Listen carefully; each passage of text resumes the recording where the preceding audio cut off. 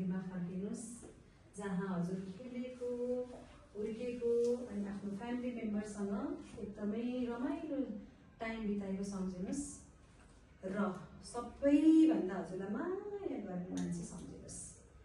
यति धेरै माया गर्ने मान्छे सम्झिनुहोस्। अब अर्को पनि एनालाइज गर्नुहोस् त्यो माया गर्ने व्यक्ति को हो हजुरको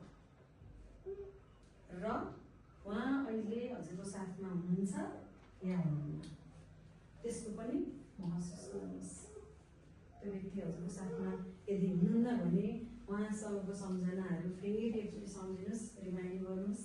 उहाँले गर्नुभएको माया, उहाँले दिनुभएको हजुरलाई सन्देश, लाइफमा दिनुभएको पोजिटिभ थिङ्सहरूले हजुरको लाइफमा कति धेरै सकारात्मक भूमिका खेलेको छ त्यो पनि सम्झिनुहोस्। हजुरको त्यो व्यक्तिको एब्सेन्समा हजुरको लाइफमा के भइरहेको छ